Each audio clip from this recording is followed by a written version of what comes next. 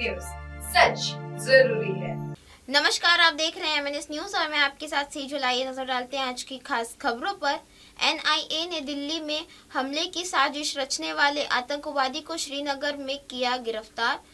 NIA ने लाल किले के पास कार ब्लास्ट मामले में बड़ी सफलता हासिल करते हुए जशीर बिलाल वानी उर्फ दानिश को श्रीनगर से गिरफ्तार किया। दानिश जम्मू कश्मीर के अनंतनाग का निवासी है और आतंकी उमर उन नबी के साथ मिलकर भारत में हमास की तर्ज पर ड्रोन और छोटे रॉकेट से हमले की योजना बना रहा था। पूछताछ में सामने आया है कि दानिश ड्रोन में कैमरे और बैटरी के साथ छोटे बम लगाने की तैयारी कर रहा था, जिससे भीड़भाड़ वाली जगहों या सुरक्षा ठिकानों पर टारगेटेड ब्लास्ट किया जा सके। एनआईए ने उसे दिल्ली लाकर कल पटियाला हाउस कोर्ट में पेश किया।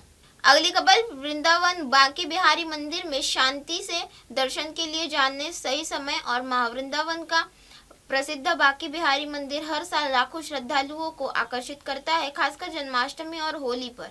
भीड़ भाड़ के कारण कई बार दर्शन करना चुनौतीपूर्ण हो जाता है। बिना धक्का मुक्की के दर्शन के लिए सुबह मंदिर खुलते ही आने या शाम के समय कम भीड़ में आने की सलाह दी जाती है। सोमवार से गुरुवार तक सप्ताह के दिन की तुलनात्मक रूप से शांत रहते हैं। नवंबर से फरवरी का मौसम सुहावना होने और त्योहार के बाद श्रद्धालुओं की संख्या कम होने के कारण यह समय दर्शन के लिए उपयुक्त माना जाता है। श्रद्धालुओं को सलाह दी जाती है कि मंदिर की भीड़ भाड़ में फंसने से बचने के लिए धीरे चले, हल्का नाश्ता और पानी साथ ले और मंदिर के नियमों और फोटोग्राफी पर पाबंदी का ध्यान रखें। अगली खबर, बाड़मेर रास्ता रोकने से 9 साल के मासूम के इलाज में देरी, अस्पताल पहुंचते ही मौत। राजस्थान के बाड़मेर जिले में गरल गांव में इलाज में देरी होने के कारण 9 वर्षीय कमलेश की दर्दनाक मौत हो गई। तेज बुखार से पीड़ित मासूम को परिजन अस्पताल ले जाना चाहते थे, लेकिन पड़ोसियों द्वारा रास्ता बंद किए जाने के कारण गाड़ी धारनी तक नहीं जा पहुंची। परिजन बच्चे को पैदल गाड़ी तक ले गए, लेकिन जिला अस्पताल पहुंचते पहुंचते कमलेश की जान बच नहीं सकी। घटना के बाद परिजनों ने कलेक्ट्रेट पहुंचकर रास्ता खुलवाने की मांग को लेकर प्रदर्शन किया। प्रशासन ने मौके पर पहुंचकर स्थिति का निरीक्षण किया और रास्ता खुलवाने की कार्रवाई का आश्वासन दिया। अगली खबर, नागपुर में आपली बस फ्लीट को मिली बड़ी मजबूती, 29 नई पीएम ई बसें शामिल। नागपुर महानगर पालिका की सार्वजनिक परिवहन सेवा आपली बस फ्लीट में नई 29 पीएम ई बसें शामिल हो गई हैं। ये वातानुकूलित और पर्यावरण अनुकूल इलेक्ट्रिक बसें जल्द ही आरटीओ प्रक्रिया पूरी होने के बाद शहर के सड़कों पर दौड़ेगी। इस जुड़ाव के साथ शहर में अब कुल 279 ई बसें चलेगी, जो नागपुर की ई मोबिलिटी को हरित परिवहन योजना को मजबूत बनाएगी। नई बसों में दिव्यांग यात्रियों के लिए रिमोट ऑपरेटेड लिस्ट जैसी आधुनिक सुविधाएं भी उपलब्ध है। केंद्र सरकार की पीएम ई बस योजना के तहत अगले 1 साल में कुल 150 ई बसें नागपुर में सेवा में होगी। अगली खबर, बेंगलुरु एयरपोर्ट पर चाकू से हमला टला, सीआईएसएफ जवान ने समय रहते किया काबू। बेंगलुरु एयरपोर्ट पर एक बड़ी वारदात को सीआईएसएफ जवानों की सतर्कता ने टाल दिया। टर्मिनल 1 में अराइवल गेट के पास 16 नवंबर को आधी रात को एक शख्स सुहेल चाकू लेकर 2 टैक्सी चालकों पर हमला करने दौड़ा। चालक डर के मारे भागने लगे, लेकिन सीआईएसएफ के एएसआई सुनील और टीम ने तुरंत कार्रवाई कर हमला को काबू कर लिया। हमलावर का आरोप है कि यह हमला पुरानी रंजिश के चलते किया गया। एसआईएसएफ ने चाकू बरामद कर सभी संबंधित लोगों को पुलिस के हवाले किया। घटना से कोई यात्री का कर्मचारी घायल नहीं हुआ। एयरपोर्ट सुरक्षा बल ने यात्रियों और विमान बुनियादी ढांचे की सुरक्षा को लेकर सतर्कता बढ़ा दी है।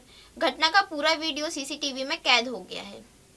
अगली खबर, विदर्भ निकाय चुनाव में उत्साह 2457 पदों के लिए 11,000 से ज्यादा उम्मीदवार मैदान में। विदर्भ में नगर परिषद और नगर पंचायत चुनावों को लेकर जबरदस्त उत्साह देखने को मिला है। नामांकन के अंतिम दिन उमड़ी भारी भीड़ में पूरे क्षेत्र का चुनावी माहौल गर्म कर दिया। कुल 2457 पदों के लिए 11,000 से अधिक नामांकन दाखिल हुए हैं, जिसके मुकाबले बेहद कड़ा और बहुकोणीय होने की संभावना है। नागपुर, भंडारा, चंद्रपुर, अमरावती, गोंदिया, गढ़चिरौली समेत सभी जिलों में उम्मीदवारों और समर्थकों की भीड़ ने चुनाव कार्यालय में बाहर रौनक बढ़ा दी। कई दिग्गजों के साथ नए चेहरे और बड़ी संख्या में निर्दलीय उम्मीदवार भी मैदान में हैं। स्थानीय मुद्दे जैसे सड़क, पानी, सफाई और विकास योजनाएं प्रत्याशियों की रणनीति का केंद्र बने हैं। राज्य चुनाव आयोग के आंकड़ों के अनुसार नागपुर में 547 सीटों पर 2,400 से ज्यादा, वर्धा में 166 सीटों पर 1,093 और यवतमाल में 293 सीटों पर 940 नामांकन हुए हैं। अब नामांकन की छानबीन और नाम वापसी के बाद अंतिम सूची तैयार होगी, जिससे कई निकायों के त्रिकोणीय और बहुकोणीय मुकाबले की संभावना बढ़ सकती है। अगली खबर, जस्टिस सूर्यकांत ने दी चेतावनी, कहा बुजुर्गों की अनदेखी से सभ्यता में भूचाल आ सकता है। नई दिल्ली, सुप्रीम कोर्ट के जज जस्टिस सूर्यकांत ने कहा कि बुजुर्गों की देखभाल में कमी और पीड़ितों के लिए कमजोर होते रिश्ते समाज के लिए गंभीर खतरा है। उन्होंने चेताया कि आधुनिकता और समृद्धि के रिश्तों की गर्माहट कम कर दी है और पुरानी मानवीय दुनिया खोने के कगार पर है। जस्टिस सूर्यकांत ने maintenance and welfare of parents and senior citizens act पर हुए कार्यक्रम में कहा कि न्याय केवल तकनीकी रूप से सही होना पर्याप्त नहीं, बुजुर्गों की गरिमा और देखभाल जरूरी है। उन्होंने विधवा के 50 साल लंबित मामले का उदाहरण देते हुए बताया कि वृद्धावस्था में सम्मान और सहायता आवश्यक है। सामाजिक न्याय मंत्री वीरेंद्र कुमार ने कहा कि ओल्ड एज होम हमारी संस्कृति में कभी नहीं थे और बुजुर्ग समाज की नींव है। सचिव अमित यादव ने कहा कि भारत में वर्तमान में 10.48 करोड़ बुजुर्ग हैं, जो 2050 तक 34 करोड़ तक बढ़ जाएंगे। जस्टिस सूर्यकांत ने युवाओं के बुजुर्गों के साथ संवाद, सहायता और सम्मान बनाए रखने की अपील की। अगली खबर, शिवराज में साझा किया 2023 का दर्द, कहा ये तेरी परीक्षा की घड़ी है। मैं भी परिवार वाले ही हूँ और कहीं भी मेहमान नहीं हूँ। देखो, परीक्षा की घड़ियां आती कई बार। जब बम्पर मेजॉरिटी मिली 2023 में, तो हर एक को लगता था कि अब तो स्वाभाविक रूप से तय है सब चीजें। लेकिन मैं समाज को प्रणाम करते हुए कहना चाहता हूं, वो मेरी परीक्षा की घड़ी थी। तय हुआ कि मुख्यमंत्री मोहन जी होंगे, मेरे माथे पर बल नहीं पड़ा। अलग अलग रिएक्शन हो सकते थे, गुस्सा आ सकती थी, और मैंने इतनी मेहनत करी और कौन को वोट दिए। लेकिन दिल ने कहा, शिवराज ये तेरी परीक्षा की घड़ी है, माथे पे सिकन मत आने देना, आज तू कसौटी पर कसा जा रहा है। और मैंने नाम प्रस्तावित किया। पूर्व सीएम शिवराज सिंह चौहान ने अखिल भारतीय किरार सम्मेलन में 2023 में मुख्यमंत्री न बनने के अपने अनुभव को साझा किया। उन्होंने कहा कि भाजपा की रिकॉर्ड जीत के बावजूद मुख्यमंत्री पद मोहन यादव को मिलने पर उन्हें दिल से कहा, शिवराज ये तेरी परीक्षा की घड़ी है, माथे पर शिकन मत आने देना। चौहान ने बताया कि अलग अलग प्रतिक्रिया हो सकती है, गुस्सा आ सकता है, लेकिन उन्होंने संयम बनाए रखा और नाम प्रस्तावित किया। 2023 के चुनाव में भाजपा ने 230 में से 163 सीटें मिली थी और चौहान की लाडली बहन योजना ने निर्णायक भूमिका निभाई थी। हालांकि केंद्रीय नेतृत्व ने मुख्यमंत्री के तौर पर मोहन यादव को चुना और शिवराज सिंह चौहान केंद्र के कृषि मंत्री बने।